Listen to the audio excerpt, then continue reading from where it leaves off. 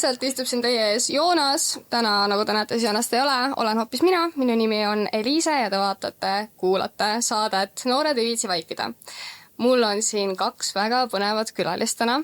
Tere, Aaron ja Tuula. Tere. Te olete mõlemad hästi entukad noored, tegutsete igasugustel erinevatel rinnetel, aga täna ma olen teid siia kutsunud eelkõige kui filmitudengeid. Aga te ei õpi päris filmi. Te õpite BFM-is midagi filmi taolist, aga mis asi see täpselt on? Mis te teete seal üldse? See on üks küsimus, mida alati milt küsitakse, kui läheb jutt kooli peale ja me mainime, et me õpime audiovisuaalset meediat, sest üldjuhul inimesed ikkagi teavad, mis BFM tähendab ja seda seostatakse kohe filmiga, aga audiovisuaalne meedia, see tundub nagu selline võlukeel, millest mitte midagi aru ei saada.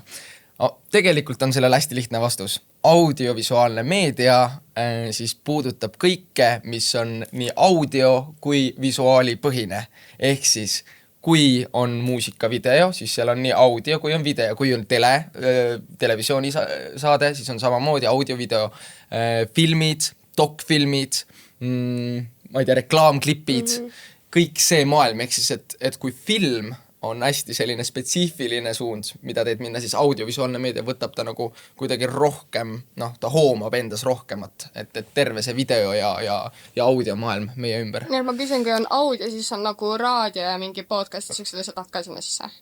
Võib-olla õrnalt, sellel ma liiga palju ei peatu. Et pigem võib-olla tele on kõige lähedasem sellele ja ma veel lisaks, et meie kursus jaotub 2, et meil on pooled on tehnilised inimesed ja pooled on loovad ja need tehnilised inimesed siis õpivadki seda, kuidas olla professionaalne operaator, helioperaator, monteerija, värvimääraja ja loovad siis, nemad jaotuvad omavahel, et kes õpib rohkem keskendub lavastamisele ehk siis režissööriks olemisele, produtseerimisele, kunstnikuks olemisele ja stsenaristikale ehk siis stsenaariumi kirjutamisele. Ja see kuidagi üsna orgaaniliselt on ära jaotunud, et mingitel inimestel mingid asjad meeldivad rohkem, eks üldine nagu tava on see, et enamus tehnilistest tahavad saada operaatoriks ja enamus loovatest tahavad režada. Ja meil ongi jaotud niimoodi, et näiteks Aaron on algusest peale pigem režanud kõiki projekte ja minul kohe algusest peale ma sain aru, et see ei ole nagu minu teema ja siis mina olen pigem produtseerinud üks vähestest meie kursusest.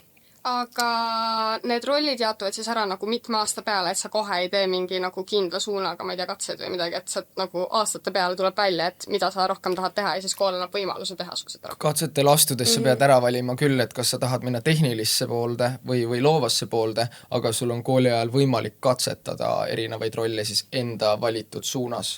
Et sa ei pea kohe esimesel aastal teadma, et nii, ma hakkan nüüd lavastama ainult. Sa saad katsetada nii produtsendiks olemist, kui kirjutamist, kui kunstnikuks olemist, et seda sa veel kindlalt ei pea ära valima. Aga sa peaksid enam-vähem võib-olla teada, mis suunas sa tahad, et kuhu sul rohkem tõmbab. Kas tehnilise keele poole või ikkagi sinna loovmaailma poole. Ja teie olete kohe algusest siis loovad ja olete nüüd siiamaale jäänud. Sul on rohkem režissöör, sul on rohkem produ. Okei. Räägime siis konkreetsemalt filmi tegemisest ka. Kõik arvavad, et see on selline lihtne, et sa võtad nüüd kaamera kätte ja lihtsalt hakkad filmima ja nii lihtne ju tegelikult ongi. Aga tegelikult see vist ikkagi nõuab päris palju eeltööd enne. No Peeter Simm ütles ka, et filmi saab teha kas või püksi rihma peale, eks ju, et tegelikult oleneb, mida me filmiks loeme, on ju, miks ka mitte võtta kaamera kätte ja lihtsalt filmida, et tänapäeval on, kuidas sa saad sillistada, et see on film ja see ei ole või et see ongi hästi naljakas asi, et mis on kunstiteos ja mis ei ole, on ju. Aga tegelikult, kui me räägime tõesti filmi tegemisest ja meie puhul tudengifilmi ja lühifilmi tegemisest, siis sinna läheb ikka päris palju sisse, mida võib-olla inimene, kes selles valdkonnas ei ole tegev, ei pruugi isegi teada või ette kujutada. Et võib-olla jah, see, mida see kool meil õpetab, ongi see, et on ka see formaalne ja paberite peal pool filmide juures olemas. Et kõik asjad peavad olema nagu läbi mõtestatud ja sõnastatud, et kõik meie visioonid, motivatsioonid, visuaalkeel, planeeringud, kõik need saab tegelikult nagu ümber kirjutada. Ja kui me praegu näiteks oleme lõpuaastal, siis et me saaksime üldse meie lõpufilmi teha ja komisjon annaks meile lõpliku rohelise tule, siis me peame valmistama produktsioonipiibli. Ja see on umbes 140 lehekülge kirjutatud teksti, et see ongi meie lõputöö, mis on ka täielikult lihtsalt kirjutatud kõikide tiimi osapoolte arvamused, sa kirjutad oma filmi lahti, sa kirjutad oma filmi täienisti. Ja planeerimise. Miks selle nimi on produktsiooni piib? Mina ei nimeta seda nii, mina ütlen, et see on lavastuspakett. Jah, lavastuspakett, jah, võib-olla see on tõesti meie enda kuidagi släng sõnavara, aga... Sinna läheb niivõrd palju mõtteid ja öeldakse, ja see on kuldlause küll, ja see on 100% tõsi. Mida parem on eelproduktsioon, mida paremini sa seda kõike ette planeerid, seda parem on tulemus. Ja sellele ei saa nagu vastu vaielda, see on 100% tõde. Mida rohkem sa higistad enne seda filmivõtet, mida rohkem sa paned sinna tunde alla, mida rohkem sa lähed nüanssidesse, detailidesse, seda parem on sul võttel. Kui palju teete teie eeltööd enne filmi? Kui võttagi nüüd näiteks, et te teete nüüd lõpufilmi, siis kui palju reaalselt see eeltöö on enne kui te hakkad seda filmima? Te vist nüüd olete juba paar võtted teinud? Jah, me oleme teinud ühe proovivõtte, mis on kooli poolt ka kohustuslik, et komisjon valis välja kindla koha stsenaariumist, ütles, et tõestage meile, et te suudate seda kohta ära teha. Aga võib-olla kuna meil see kogu protsess algas, on juba eelmise kooliaasta lõpus, kui me pidime lauale panema mingid algideed ja siis me seal midagi toimetasime. Ma mõtlen, kui palju me sinna paberi peale panime. Kokku me oleme teinud seda asja 8 kuud. Me oleme kirjutanud stsenaariumit 8 kuud ja sellest saadik oleme me hakanud mõtlema juba näitlejatele, täpselt, lokatsioonidele. Me oleme mõelnud, mis kaameratega me seda filmime. Okei, nüüd on stsenaarium paberi peal kirjas, aga et kuidas me ta visuaalkeelde paneme. Ehk siis kõik asjad, mis paberi peal on kirjas, sa pead kuidagi ju mõtlema, et nii, mis nurga alt me seda võtame, kus on valgustus, okei, aga siin oleks meil vaja ka 3 nagu lisanäitlejat, kus me need saame. Selles stseenis on meil 20 lisanäitlejat, aga võte on meil umbes tund-pool Tallinnast väljas, meil on vaja need 20 näitlejat kuidagi Tallinnas sinna võttele saada, okei, selle jaoks on meil vaja transpordi peale läheb raha ja palju meil raha on, meil pole raha, ehk siis me peame raha kuskilt saama. Kõik taandub sinna, et raha ei ole. See kõik põhimõtteliselt küll, aga see on üks probleemide lahendamine ja öeldaksegi, mina olen seda hästi palju kuulnud, et filmi tegemine on tegelikult probleemide lahendamine ja need ei lõppe kunagi ära. Ja minu arust ka filmi tegemise puhul üks kõige toredamaid asju ongi see positiivne emotsioon, mis sa saad, kuna nii paljud inimesed tulevad meile tegelikult vastu ja appi. Et see on kogu aeg pidev koostöö ja inimeste abistamine. Et kõik enamus asju, mis me saame, on läbi selle, et keegi on olnud lahke ja me jagame seda head emotsiooni. Et võib-olla see, et sinna juurde käib lunimine ja palumine, see on üks osa, aga lõpuks see positiivne emotsioon. Ja mis mulle ka enne meelde tuli on, et tihti öeldakse, et filmide puhul on aru saada, kas see produktsioon oli nagu selline ebameeldiv ja nõme või oli meeldiv, et kas tiim näiteks oli ühtne või mitte, et tihti sa saad selle tunnetuse läbi filmi kätte. See peegeldab väga. See on võib-olla mingis mõttes ka nii-öelda edukate filmide edu, et tihtipeale nende produktsioon, võib-olla eelproduktsioon ja töö ongi olnud tugev ja tiimi ühtne tunnetus on tugev, et siis seda on ka hiljem tihtilugu aru saada. Nii et eeltöö hulka kuulub sobivate tiimikaaslaste leidmine ka, et läbi võiks nagu ma ütleks, et see on see vundament. Kui sul on inimesed kõrval, kellega sulle meeldib asja teha, siis see teeb 100% selle protsessi 1000 korda lihtsamaks. Ma olen isegi see, et kui ikkagi nagu ma ei suuda tööd teha nagu inimestega, kellega ei ole võib-olla mul sama seda visiooni või energiat või et kui meil ei ühti see nägemus ja keegi on näiteks pessimistlikum või ta ei usu sellesse projekti, siis ongi seda raske teha. Seda ei saa, see ongi koos tegemine. Filmi tegemine on meeskonnatöö, seda ei tehta üksinda. Et see on nagu hästi oluline, vähemalt mina nagu loen seda üheks kõige olulisemaks asjaks. Te mainisite, et on see lühifilm, kui lühike see film siis on, et nagu 8 kuud on nii pika filmi ettevalmistus umbes, kui pikk see film siis on? 15 minutit. 15 minutit, tead, aga 8 kuud eeldab teha. Me oleme teinud lühifilmiga 24 tunniga, et see hästi sõltub. Sa saad teha lühifilmiga kindlasti vähema ajaga, aga kuna meil on tõepoolest ülikooli lõpufilmiga, siis juba kooli poolt on mingid nõuded, mis on vaja ära täita ja see jaotatakse terve meie kooliaasta peale ära. Sellepärast ka 8 kuud. Et oleme teinud ka filmi 24 tunniga. Te mainisite seda raha poolt ka, et kogu aeg on probleem, et raha ei ole.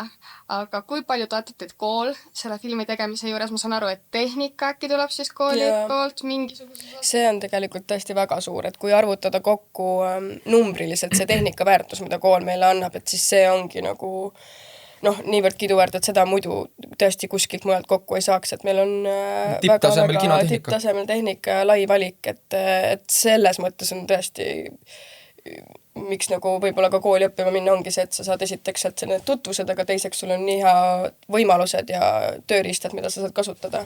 Et kui niimoodi kokku arvutada, siis see toetussumma on päris suur või no nii-öelda produktsiooni väärtus tehnika poolt on päris suur. Ja. Sul antakse mänguasjad kätte, mine mängi põhimõtteliselt, kui vähegi suudad aga ära siis sellepärast peadki tõestama, et kuidas sa nende mänguasjadega mängid. Aga kas see tehnika on ainus asi, mis tuleb kooli poolt, et kui teil ongi näiteks mingisugune, ma ei tea, raskemad situatsioonid, mida te peate filmima, kas siis tuleb kuskilt seda nagu raha, ma ei tea, juurde küsida, kas te peate näitlejatele maksma näiteks?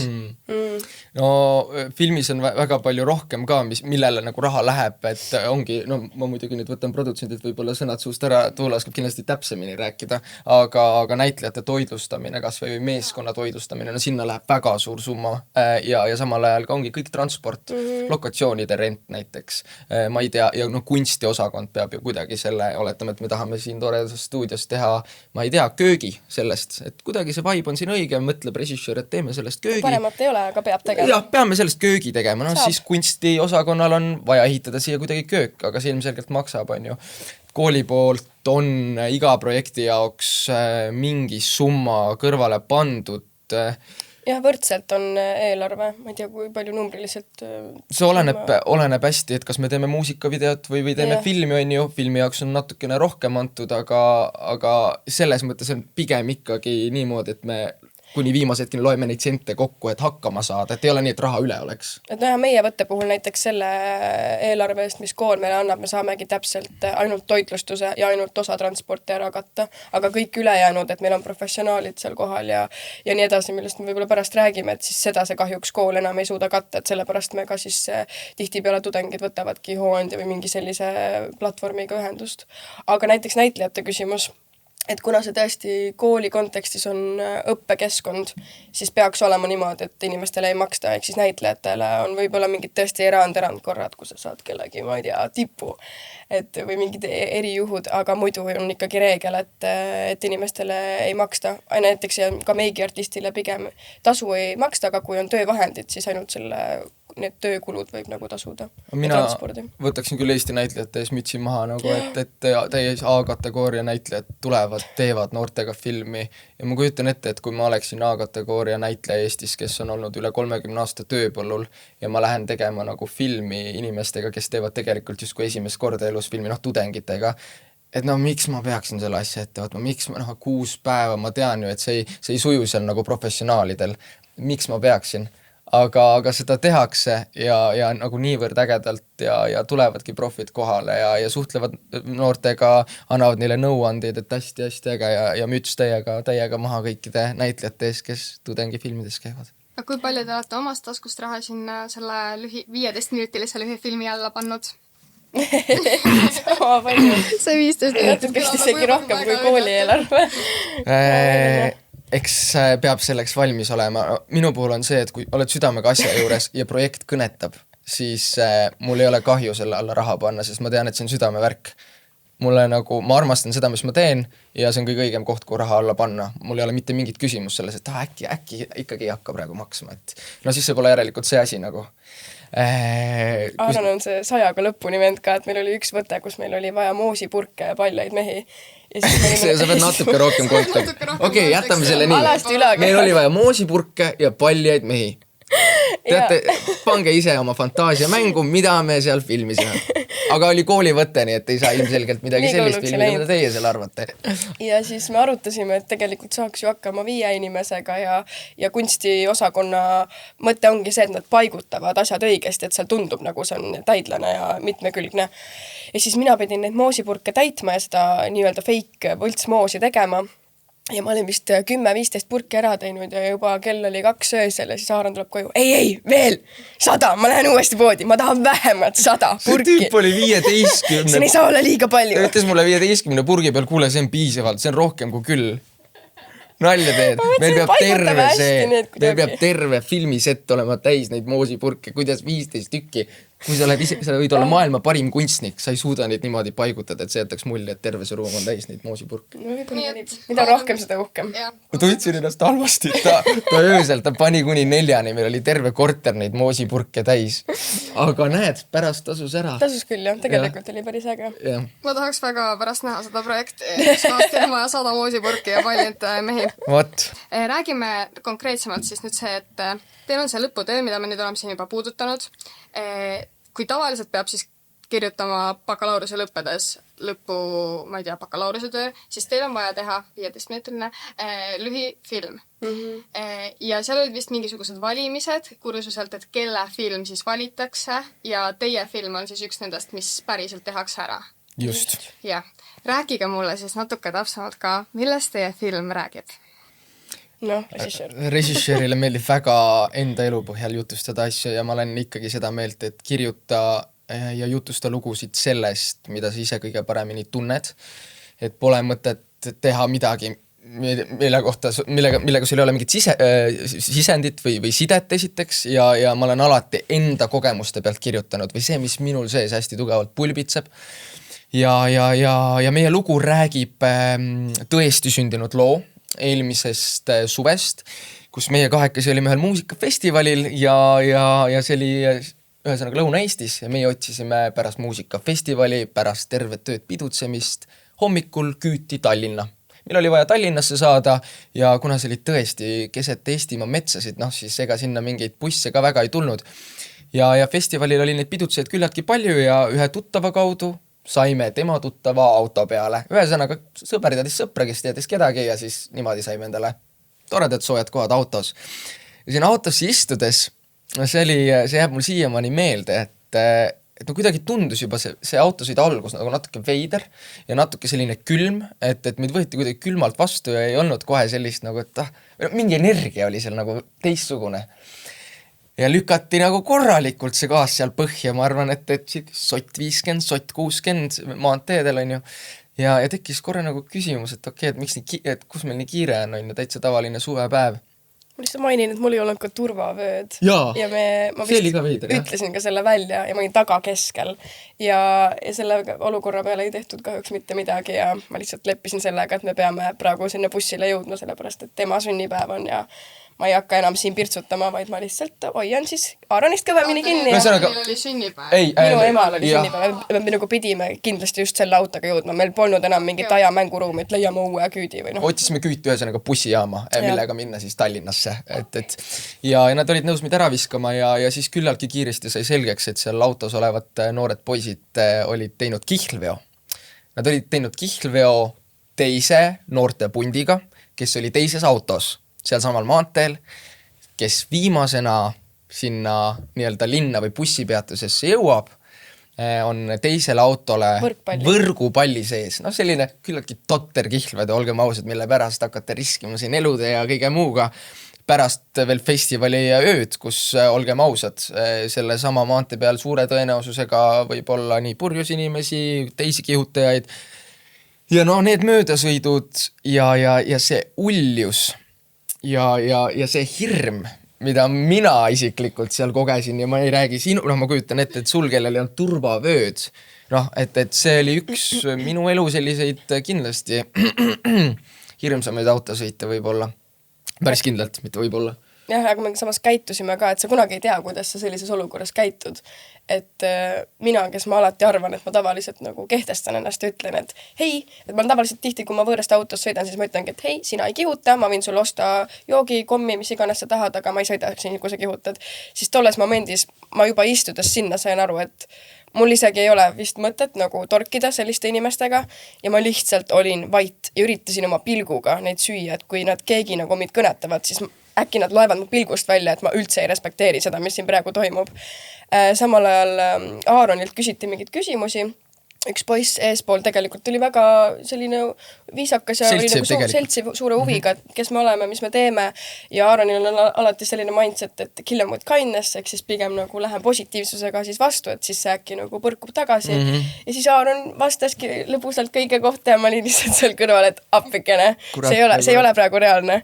Ja kui me sealt autost siis maha tulime, siis me võtsime nagu kätest kinni ja hüppasime, olime nagu, et issand jumal, kuidas me sattusime, et me kumbki ei teinud mitte midagi, et mina oleks võinud öelda, et äkki ma olen rase või mingisuguse sellise asja ja Aaron oleks võinud öelda, et ma oleks võinud mingi vabanduse leida, et kuidagi seda kontrolli alla saada. Aga samas nüüd, kui ma pärast olen inimestega rääkinud, siis ka vanema generatsiooni esindajatega, et siis inimesed ütlevad, et tihti selles olukorras ikkagi ei aita midagi ja ei aita see millegi ettekääne või hoiatuse nagu või viibutamine, et see ikkagi pigem viskab õli tulle või kuidagi. Jaa, aga ta oli ikkagi, see võib jääda mulje, nagu me hüppasime õhku õnnestada. Tegelikult oli ikkagi nagu väga, väga hirmus. Tegelikult oli, et sest no ikkagi need möödasõidule minekid ja kui sa näed, et sulle sõidab nagu auto vastu ja see vahemaa aina väheneb ja see tüüp, keda sa ei tunne, kes roolis on, ta paneb nagu, et ta mitte ei hakka aeglustama, et tagasi reastuda, vaid tema eesmärk on nagu võimalikult hästi ja kiiresti see möödasõit ikkagi lõpule viia, et saada sellest autost ette. Ja sa näed, ta vajutab ja läheb ja vahemaa nagu aina väheneb. Sa näed, sulle sõidab otse auto vastu ja sa juba klammerdud selle nagu tooli külge. Et kas nüüd tuleb. Ja siis ta nagu reastub vahetult enne ära ja see on nagu nii... et ma ei tea, sul ei ole nagu vastutustunnet. Ja see ei ole ka see, et nagu tähelepanu oleks seal olnud, et ainult see autojuht tegeles sõitmisega, aga kõigil muul oli tähelepanu tegelikult täiesti mujal. See ei olnud niimoodi, et me teadlikult rallime, vaid see üks poiss, kes seal ees oli, rääkiski Aaroniga aktiivselt. Ma vaatasin kõrval autot, seal oli üks mu sõbranna, kellele ma ei pane seda pahaks, aga tema tegi videoid sellest olukorrast ja et kuidagi, tema jaoks oli nagu äge. Ja minu peas... oli samas autos või? Ei, tema oli kõrvalautos, kes meiega siis nii-öelda võistles. Okay. Ja ma lihtsalt tollel hetkel mõtlesingi, et issand jumal, et ma ei tea, et inimesed on ikka nii erinevad, et mis nende jaoks on nagu kuidagi tuus või äge või nagu vinge asi. Ei, ma olengi hakanud mõtlema, et äkki meie nagu hindasime seda olukorda. Mõtlesime, et äkki on üldse midagi. Äkki meil on nii halb maitse lihtsalt. Äkki me oleme lihtsalt täis pussid. Äkki me nagu, et teistel on ülinormaalne sott 50 lükata ja iga päev ja ongi adrekas on äge. Jaa, ma korra hakkasin tõesti mõtlema, et oh my god, äkki meis on mingi asi. Äkki vahed lihtsalt ei saa ära. Aga see on aga ülihuvitav on see, et kõik, kellele me oleme seda lugu rääkinud, siis igal ühel on mingi lugu vastu panna eestlastest ja meie tuttavatest, kus nad on ka olnud kihutavas autos, kus nad tunnevad, et okei, et see on nagu too much. Ja kirjutavad need viimased sõnumeid, jah. See on hästi huvitav, jah, et seda esineb päris palju vist Eesti liikluses, et ja kui rääkida ka vanemate inimestega, siis see ei ole asi, mis on nagu praegu hull teema, et see on läbi aja olnud kogu aeg. See, kas see vahepeal kõigub paremaks või halvemaks, selle kohta me nii hästi ei oska muidugi kõneleda, aga see, et see on alati olnud teema. Kihutajad on alati olnud ja jaa, et see on noorte seas ka ikkagi selline asi, mis on ja jääb. Kui Tuule rääkis enne seda, et tema nagu oli täiesti tardunud ja ta üldse ei arvanud, et ta nagu niimoodi käitub selles olukorras. Arvan, kuidas sa käitsid? Kas sa tundsid, et sa tegelikult peaks midagi ütlema, kas sa tegelikult nagu veits ei öelnud või nagu kas sa arvasid, sa käitud niimoodi selles olukorras, kuigi sa tegelikult tundsid nagu hirmu?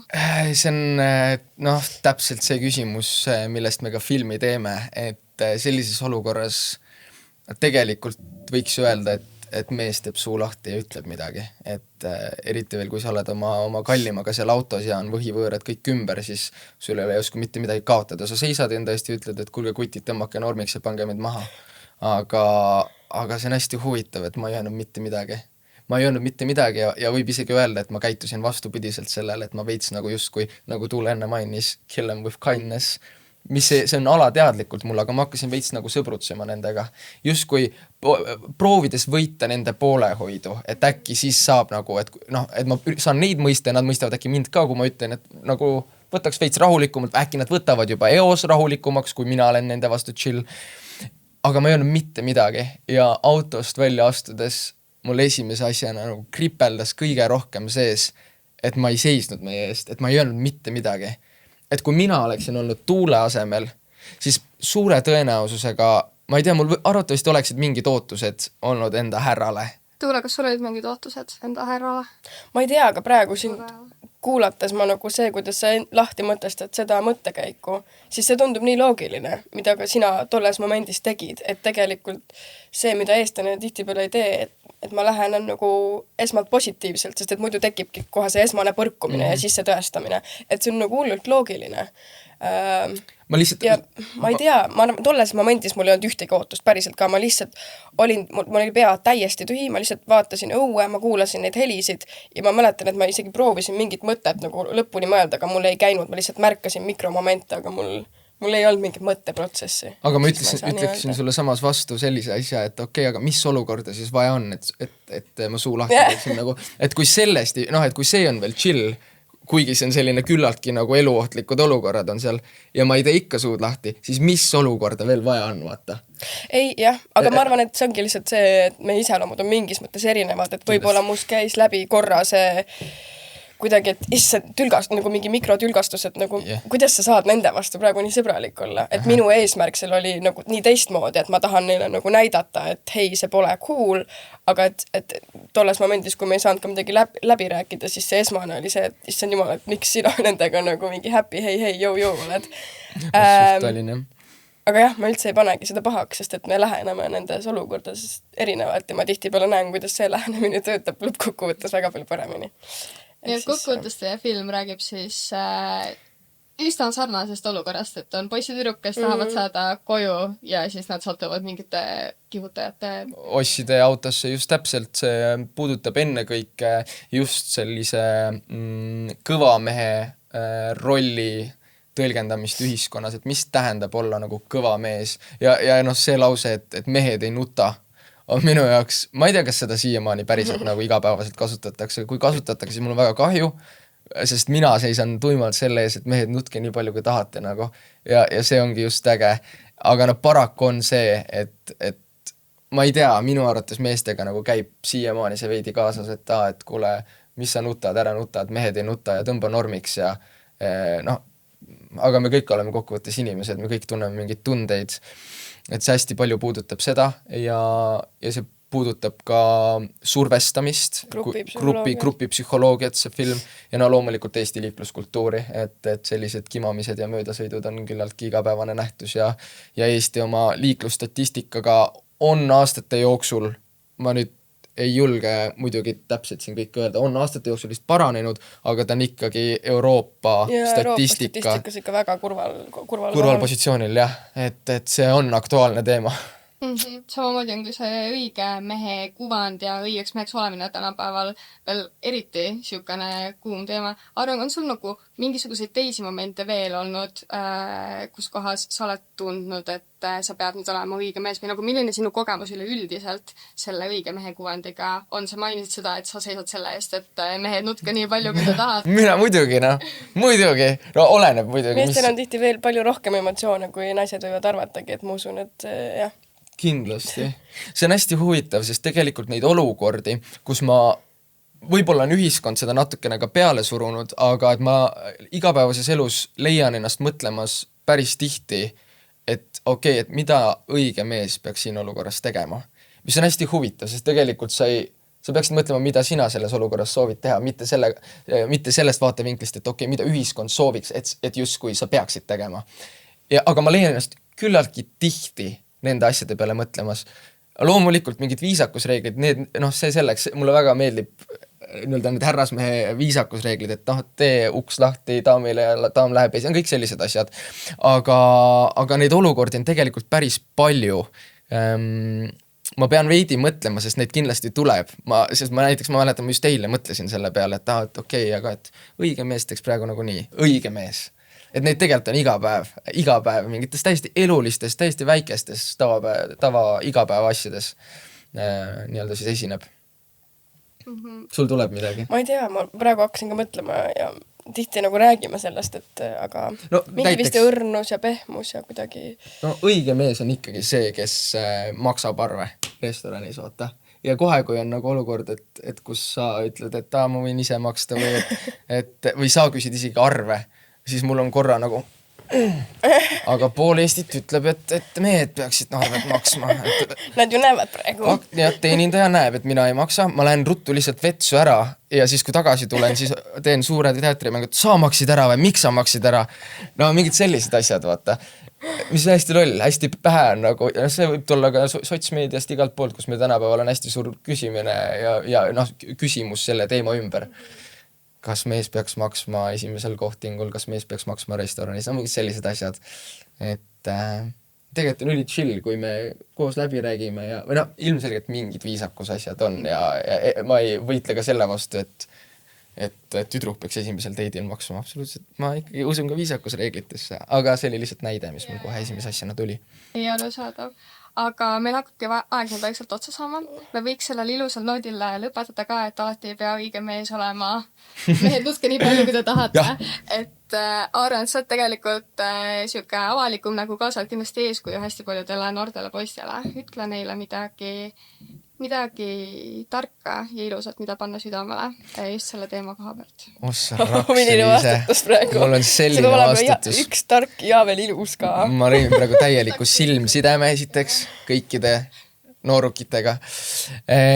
Vaata, hea on igasuguseid soovitusi anda, kui mind on pandud sellisesse positsiooni hetkel ja ma tunnen ennast, et ma nüüd olengi selline soovitustandja, aga tegelikult ma annan selle soovitusega endale, et see ei tähenda seda, et see, mis ma nüüd ütlen, et ma nüüd kindlasti olen ise selles täielik master. Aga ma olen ise mõistnud, et väga suure osa oma elust, eriti nooruses, ma tegin asju teiste nimel, mitte enda nimel. Ehk siis ma üritasin olla teiste silmis keegi, mis on täiesti okei, aga siis ma ühes eluetapis sain aru, et vau, et see, mis ma praegu teen, et see ei kõneta mind tegelikult südame põhjast, aga see teistele, see kuvand on nagu äge. Ja siis ma olingi veits patiseisus, et kas ma jätkan tegemist teistele või teen endale. Mis tähendab seda, et ma soovitaksin kuulata enda südant, järgida oma südant ja olgugi, et olukorras võib olla üliraske, kui see teistele ei meeldi või sa oled teiste silmis kuidagi veider, aga tegelikult on suva. Tegelikult on täiesti suva. Tehke seda, mida te armastate, ükskõik, mida teised sellest arvavad. Ja pärast sa tänad ennast selle eest. Pärast sa tänad ja sa saad vähemalt kindel olla, et ma järgisin oma südant ja ma tegin seda, mis mulle meeldib, mitte seda, mis teistele meeldib. Ma ei tea, see tundus täielik mess. Kokkuvõttes YOLO. Kokkuvõttes YOLO, suva ja pange hullu ja tegelikult on täiesti ükskõik. Tegelikult on täiesti ükskõik nagu. See on väga ilus mõte, millega lõpetada. Ilus hea tark mõte. Oi, ma täna. Tundus küll, et ma oleks olnud seda paremini. Ma ise koperdasin kuidagi praegu. Aga aitäh Tuule, aitäh Aaron, et te tulite ja rääkisite. Ja aitäh teile, et te kuulasite, vaatasite. Mina olen Eliise ja näeme loodetavasti kunagi veel. Aitäh, head aega!